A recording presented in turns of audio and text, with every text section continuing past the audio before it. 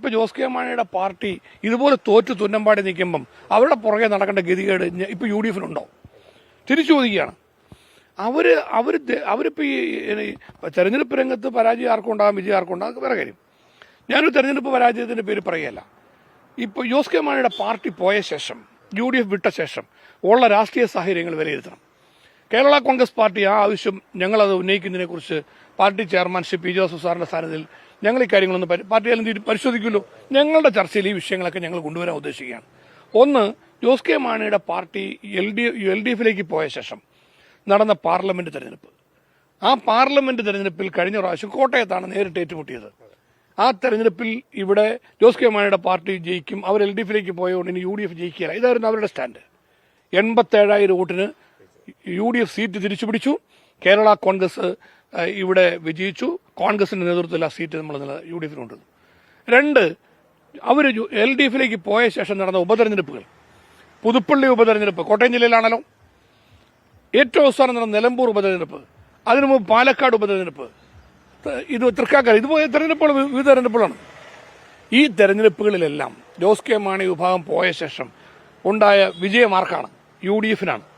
അപ്പോൾ പാർലമെന്റ് ഇലക്ഷനിൽ UDF തിളക്കം മാറുന്ന വിജയം, ഉപതെരഞ്ഞെടുപ്പുകളിലെ തിളക്കം മാറുന്ന വിജയം, ഇപ്പോൾ നടന്ന തദ്ദേശ സ്വയംഭരണ സ്ഥാപനങ്ങളിലെ ഇലക്ഷനിൽ കോട്ടയം, പത്തനംതിട്ട, ഇടുക്കി, എറണാകുളം ഉൾപ്പെടെ കേരള കോൺഗ്രസിന്റെ തട്ടകങ്ങളിൽ ഉൾപ്പെടെ UDF ഉജ്ജ്വലമായ വിജയമുണ്ടാവുകയും ജോസ് കെ മാണിയുടെ പാർട്ടി ദയനീയമായി പരാജയപ്പെടുകയും നിൽക്കുമ്പം പിന്നെ ആ പാർട്ടിയുടെ പ്രസക്തി നഷ്ടപ്പെട്ടിരിക്കുകയല്ലേ? രാഷ്ട്രീയമായി അവരുടെ പ്രസക്തി നഷ്ടപ്പെട്ട് നിൽക്കുന്ന ഈ സാഹചര്യത്തിൽ അവരില്ലെങ്കിലും UDF ഉള്ളതിനേക്കാൾ മെച്ചപ്പെട്ട വിജയം അവരില്ലാത്തപ്പോൾ UDF നേടിക്കൊണ്ടിരിക്കുന്ന ഈ കാലത്ത് UDF ദുർബലപ്പെടുത്തുന്ന സ്റ്റേറ്റ്മെന്റുമായി കോൺഗ്രസ് നേതാക്കന്മാർ ദയവ് ഇത് ഇനി ഇറങ്ങരുതെന്ന് ഞങ്ങൾക്കൊരു അഭ്യർത്ഥനയുണ്ട്. ഞങ്ങളത് UDF യോഗത്തിലും പറഞ്ഞിട്ടുണ്ട്.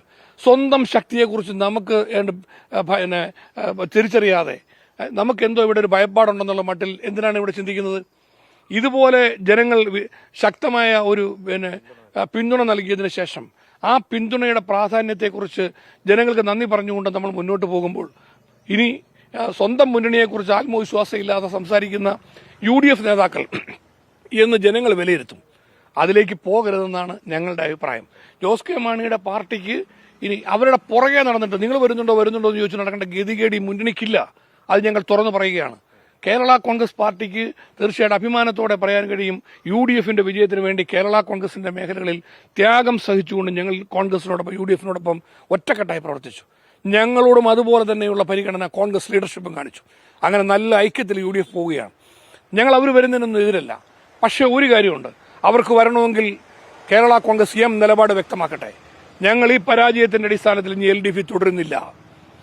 ഞങ്ങൾ തോൽവി അംഗീകരിക്കുന്നു, ഞങ്ങൾ ജനവിധി മാനിക്കുന്നു, ഞങ്ങൾ അതുകൊണ്ട് LDF നിന്നിട്ട് ഇനി രക്ഷയില്ല, ഞങ്ങൾ UDF വരുന്നതിനെക്കുറിച്ച് പുനരാലോചിക്കും. ആദ്യം ജോസ് കെ മാണിയുടെ പാർട്ടി അഭിപ്രായം പറയട്ടെ. അവരഭിപ്രായം പറഞ്ഞു കഴിയുമ്പോൾ UDF ആലോചിക്കട്ടെ. ഞങ്ങളല്ലല്ലോ പറയേണ്ടത്. ഞങ്ങളുടെ അഭിപ്രായം ഞങ്ങൾ UDF പറയും. UDF ആലോചിക്കട്ടെ, ഇത് വേണോ വേണ്ടയോ, ആവശ്യമുണ്ടോ ഇല്ലയോ, അത് രണ്ടാമത് പറയേണ്ട കാര്യമാണ്. അതിന് പകരം നമ്മളിവിടെ അവരുടെ അഭിപ്രായങ്ങൾ പറയുന്നതിന് മുമ്പ് അവർക്ക് മുമ്പേ കയറി ഓടി ഇവിടെ നമ്മൾ വിജയം കൊയ്യാൻ പോകേണ്ട ഒരു കാര്യവും ഇന്ന് നമുക്കില്ല. അതുകൊണ്ട് കേരള കോൺഗ്രസ് പാർട്ടി UDF അടിയുറച്ചു നിൽക്കുമ്പോൾ ഞങ്ങൾ വ്യക്തതയോടെ പറയുന്നു, ഇന്നത്തെ രാഷ്ട്രീയ സാഹചര്യങ്ങളിൽ ഇതുപോലെ മുന്നണിയെ വഞ്ചിച്ചു പോയ ആളുകളില്ലെങ്കിലും അടുത്ത നിയമസഭാ തെരഞ്ഞെടുപ്പിൽ ഐക്യജനാധിപത്യ മുന്നണിയെ വിജയത്തിലേക്ക് എത്തിക്കാൻ UDF ഭരണത്തിൽ കൊണ്ടുവരാൻ കേരള ജനത തയ്യാറാണ്. ആ സത്യം UDF നേതാക്കന്മാർ തിരിച്ചറിയണം എന്ന് ഞങ്ങൾ വിനീതമായി അഭ്യർത്ഥിക്കുകയാണ്.